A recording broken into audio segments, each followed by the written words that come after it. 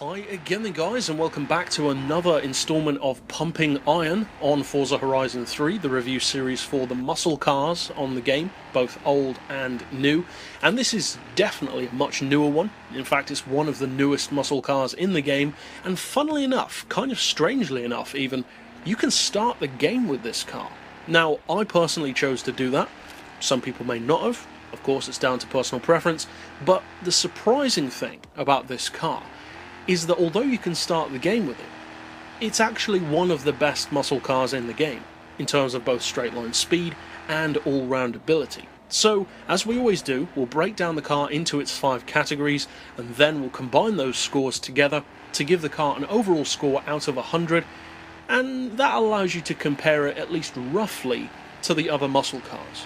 So first up we have handling, and of course you have to take into account the handling in both stock and tuned forms, and with that being said, I'm going to give this car a full 5, because as far as muscle cars go, which is specifically what we're comparing it to, I would say it's easily one of the best muscle cars in the game. It's definitely better than something like a Challenger Hellcat, probably on par even with a Camaro Z28.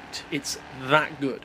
What then about acceleration? Well, again, I'm going to have to give it a full 5, because even in stock form it's fantastic. It's got well over 500 horsepower to be working with, and when you tune it up, this thing's a monster. In fact, it can genuinely take on a number of supercars, even way beyond the muscle car class. Likewise for top end speed, I'm keeping the streak alive with another 5, because it's amazingly good. The stock speed is excellent, but it's the tune speed where it really is a monster. Again, one of the absolute fastest muscle cars in the game, has no trouble at all outrunning the vast majority of other muscle cars.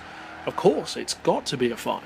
As far as value for money as well, I'm going to have to give it another full 5, and that's not just because you can start the game with it, although that is an excellent point in its favour, but it's also because at 75,000 credits, it's even cheaper than the Camaro Z28 with similar all-round ability. That's impressive. That's actually one of the most affordable muscle cars in the game, significantly cheaper than many that are both new and old. And finally, for its usability, well, funnily enough, in a similar way to the Camaro Z28, that's the only way that I'm going to slightly knock down its score. But even then, I am giving it a 4 out of 5, and the reason why is the exact same as with the Camaro Z28. The class is already so high in the S1 category, and it can even be tuned up to X class, it's just way too high for its own good. But overall, I'm still giving this car an extremely high score of 96. And that's it for this pick overall, so I'll see you guys next time, and as always, thanks for watching.